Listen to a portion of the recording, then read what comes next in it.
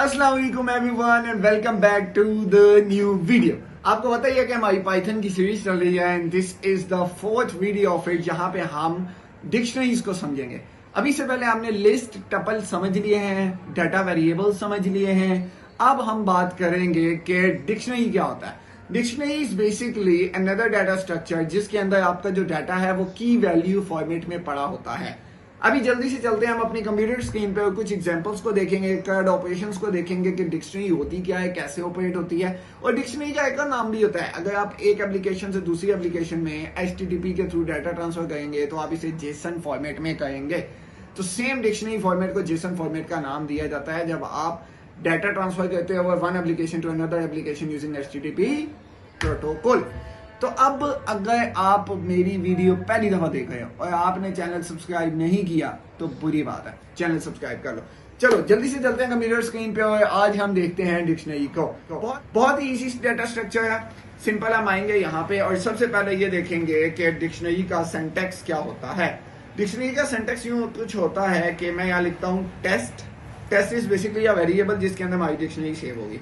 Then we need to place a curly braces, ये curly braces के अंदर होता है। फिर we need to place double colon, commas and a colon and a comma. Basically first चीज को हम कहते हैं यहाँ पे key and the other thing is a value.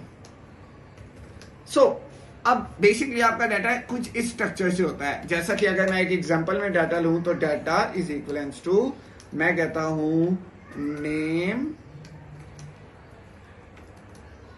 Ali. तो ये बेसिकली इस तरह से इसमें डाटा सेव होता है। अगर नेम के अलावा इसमें मुझे और एट्रीब्यूट्स डालने हैं तो एज इज इक्वलेंस टू 1 2। इसी तरह मैं यहां एक और बनाता हूं कि मुझे इसमें हॉबीज डालनी है तो hobbies is equivalence to this, for example reading. Reading के बाद मैं कहता हूं प्लेइंग, या मेरी तरह कह दो कि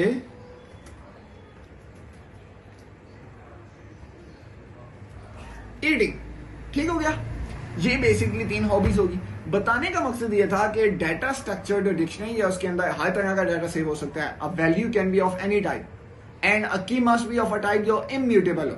ठीक है, तो that could be a string, that could be anything. अब मैं सिंपली क्या करूंगा, अच्छा ये क्या चीज है, ये पुरानी चीज है, जस्ट फॉरगेट अबाउट दिस। हम इसको रन कर लेते हैं। ओके, अब हम क्या करते हैं, अपने इस डाटा को प्रिंट करते हैं। सबसे पहले मैं इसकी टाइप देखूंगा क्या ये डिक्शनरी है या नहीं, फिर मैं इसको प्रिंट करा के देखूंगा। फिर उसके बाद हम इसमें नया आइटम ऐड करेंगे, अपडेट करेंगे, पॉप करेंगे एंड देन सो फॉर। सबसे पहले मैं इसको क्या करूंगा, इसकी टाइप को हमने प्रिंट कराना है। तो टाइप को प्रिंट कराने के लिए हम ऑलरेडी कई दफा पढ़ चुके हैं कि टाइप का एक फंक्शन होगा, उसके अंदर आपने क्या दे देना है, डाटा दे देना है। सो ये उसकी टाइप बताएगा which is a dictionary. Dictionary के फौरन बाद ये तो हमें पता चल गया ये डिक्शनरी है। अब मुझे क्या करना है, फॉर एग्जाम्पल नेम की वैल्यू देखनी है। ये पूरी डिक्शनरी में इतना ज्यादा डाटा है, मैं वैल्यू एक्सेस करना चाहता हूं सिर्फ नेम की। तो मैं क्या करूंगा, यहां ऐसे लिखूंगा। मैं इसको करता हूं यहां से कॉपी करके मैं आता हूं यहां पे और टाइप वाली चीज को मैं कर देता हूं खत्म, ताकि हमारे पास डाटा नजर आए।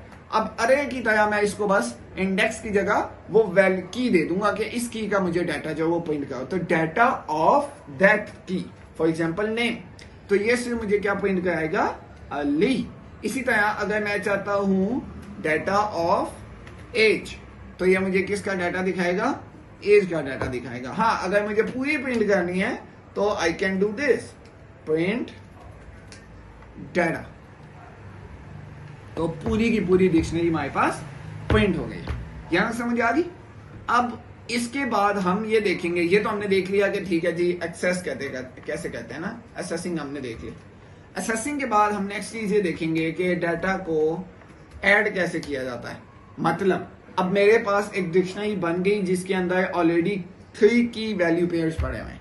मेरे पास की वैल्यू की नेम, एज और हॉबीज है, और वैल्यू अली, 12 और रीडिंग, बुक, प्लेइंग की एक लिस्ट है। अच्छा, यहाँ लिस्ट की जगह टप्पल, सेट, कोई भी डाटा आ सकता है। अब हम क्या करते हैं, एक नया डाटा ऐड करते हैं। मैं एक जेंडर का एट्रीब्यूट डालूंगा और उसकी एक वैल्यू देके इसमें सेट करूंगा कि मेरे पास डाटा के अंदर एक नई की बन जाए विद द नेम जेंडर और उस जेंडर को आपने जो डाटा दे देना है वो दे देना है मेल। सॉरी ऐसे नहीं, ऐसे, ठीक है, कि एक नया बनाओ जेंडर और उस जेंडर को डाटा दे दो मेल। तो ये बेसिकली हम क्या करेंगे, न्यू रिकॉर्ड ऐड करेंगे। और अब अगर मैं इसको प्रिंट कराऊंगा लेटेस्ट डाटा को, तो लेटेस्ट डाटा में मेरे पास एक नया की वैल्यू पेयर आएगा which is dictionary and gender and male. Let's see, gender and male, यहां समझ आए? अच्छा, इस तरह तो हम डिक्शनरी में न्यू रिकॉर्ड ऐड करेंगे। इसके बाद अब जो नेक्स्ट चीज हम देखनी है वो अपडेट वाली देखनी है कि आपने डिक्शनरी को कैसे अपडेट करना है। डिक्शनरी को अपडेट करने के दो तरीके हैं। एक तरीका मैं आपको बताता हूं, जैसे कि मैंने लिखा डाटा ऑफ जेंडर, जिस तरह नॉर्मली किया जाता है, जेंडर का नाम चेंज कर इसको दे दो फीमेल, ठीक है। और जब मैंने इसको फीमेल दिया और अब मैं जब इसको प्रिंट कराऊंगा तो क्या हुआ, उसने इसका जेंडर फीमेल कर दिया। अब ये तो हो गया अपडेट, लेकिन एक चीज और, अब यहां पे एक चीज का हमें समझना बहुत जरूरी है। ये चीज सिर्फ तब काम करेगी जब मेरे पास ये वाली की ऑलरेडी मौजूद होगी। अगर मैं एक ऐसी चीज को अपडेट करने की कोशिश करूं जो ऑलरेडी एग्जिस्ट नहीं करती, तो ये हमें एरर, ये हमारा उसके अंदर ऐड कर देगी। जैसा कि डाटा ऑफ, मैं यहां पे डालता हूं सैलरी, ठीक है, और मैं कहता हूं कि मुझे सैलरी की वैल्यू जो है वो अपडेट कर दो 30,000। अब जब मैं इसको 30,000 अपडेट करूंगा, सैलरी का एट्रीब्यूट मेरे पास नहीं था और ना ही मैंने ऐड किया था, लेकिन अपडेट करने के तरीके से वो तो यहां पे न्यूली ऐड हो गया। तो this kind of updation only works के अगर आपके पास ये वाली स्पेसिफिक की ऑलरेडी एग्जिस्ट हो, अगर नहीं है तो आपको ये एक न्यू रिकॉर्ड ऐड कर देगा। अदरवाइज जो आपको एक नया फंक्शन प्रोवाइड करता है facility which is basically a get function, get आपसे क्या करता है, आपको गेट रीड ऑफ करता है इस चीज से कि आप उस चीज को जो अपडेट करना चाहते हैं उसको ऐड ना करें डाटा के अंदर। मिल गए तो ठीक, ना मिले तो रिटर्न नन कर दो। ठीक हो गया? अच्छा, ओके, अभी फिर हम इसको छोड़ते हैं। यहां के बाद हमने एक चीज और देखनी है विच इज बेसिकली पॉप, ठीक है। और हाँ ठीक है, हम सबसे पहले अब ये देखेंगे बेसिकली पॉप क्या होता है। डाटा डॉट पॉप, पॉप कर दो किसको, पॉप आपसे की लेता है, क्या लेता है, की। मैं कहता हूं पॉप कर दो सैलरी को, और मैं इसको कहता हूं यहां से प्रिंट। ठीक हो गया। अब जब मैं इसको रन करूंगा तो क्या हुआ, सैलरी चली गई। तो पॉप आपसे क्या लेता है, आपसे की लेता है और उस की के अगेंस्ट जो वैल्यू पड़ी रहती है उसको उड़ा देता है। तो मतलब ये पूरा की वैल्यू पेयर डिलीट कर देता। ये बेसिक चीजें थी, क्वाड ऑपरेशंस थे डिक्शनरी के। इसके बाद कुछ इससे एसोसिएटेड एक दो चीजें और हैं जो आपको देखनी पड़ेंगी which is important for you to know. तो वो ये है कि आप यहां लिख दो कि डाटा डॉट कीज।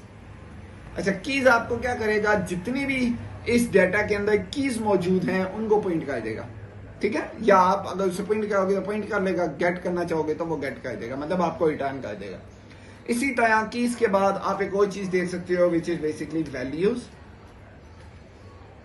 ये आपको सारी वैल्यूज रिटर्न करेंगे। जिस तरह आपके पास ये वैल्यूज थी, अर्ली, 12, रीडिंग, प्लेइंग, ईटिंग, ये सारी वैल्यूज थी ना, तो ये उन्होंने रिटर्न कर दी।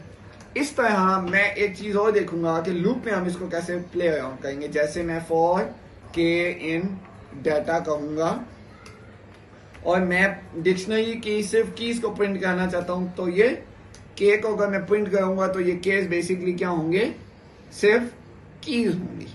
अब अगर मैं चाहता हूं कि इसके साथ मेरे पास डाटा भी आए, तो मैं कुछ यूं कर लूंगा के साथ, सॉरी, की के साथ वैल्यूज भी आए। तो मैंने एक फॉर्मेट स्पेसिफायर लगाया, कीज लगाया, फॉर एग्जाम्पल नेम इज, साथ मैसेज आएगा और साथ जो उसका बेसिकली एक्चुअल डाटा है वो आना चाहिए। तो डाटा के अंदर मौजूद की जो वैल्यू है वो हमें यहाँ पे डिस्प्ले होनी चाहिए। तो for example name is Fizan, age is this, ये कुछ इस तरह से डिस्प्ले होगा। हम इसको देख लेते हैं, जैसा कि name is Ali, age is 12 and hobbies is gender is. ठीक हो गया, यहां तक समझ आ गया। ये तो बेसिकली एक लूप का स्ट्रक्चर हो गया। एक और जो लूप का स्ट्रक्चर है जो डिक्शनरी के साथ एसोसिएटेड है और बहुत ज्यादा मोस्ट कॉमनली यूज किया जाता है, विच इज की वैल्यू पेयर का डायरेक्ट एक्सेस करना यूजिंग डाटा डॉट आइटम। अच्छा, पहले तो मैं क्या कर रहा था कि मैं सिर्फ की मेरे पास आती थी और उसकी के अगेंस्ट में जो डिक्शनरी था उसके इंडेक्स पे की को रख के उसकी वैल्यू ले रहा था। मैं ये काम डायरेक्ट ऐसे भी कर सकता था कि मैं यहां से इसको कॉपी करूं, की वैल्यू पे अलग से ले लूं और मैं ये कह दूं कि की एंड यहां पे ये सारा करने की जगह मैं डायरेक्ट वी प्लेस कर दूं, तो ये सेम काम उसी तरह करेगा। अगर मैं ऊपर वाले को बंद कर दूं तो आप सही से डिस्टिंग्विश कर पाएंगे। अच्छा, ये देखो, name is, age is, hobbies is and gender is. So basically ये हमारा डिक्शनरी का स्ट्रक्चर था और आज की वीडियो में हमने सिंपली ये देखा कि डिक्शनरीज क्या होती हैं, कैसे उनके साथ क्या ऑपरेशंस परफॉर्म किए जाते हैं, कौन कौन से उनके साथ एसोसिएटेड बिल्ट इन फंक्शंस हैं। उम्मीद है आपको आज की वीडियो पसंद आई होगी। इस तरह की मोर इंटरेस्टिंग वीडियोस देखने के लिए और अच्छी चीजें सीखने के लिए पाइथन के रिलेटेड या किसी भी डिफरेंट डाटा फ्रेम्स के रिलेटेड या लैंग्वेजेस के रिलेटेड आप हमें फॉलो कर सकते हैं, because upcoming videos are going to be insane. इंशाल्लाह मिलते हैं अनदर वीडियो में, तब तक के लिए अल्लाह हाफिज।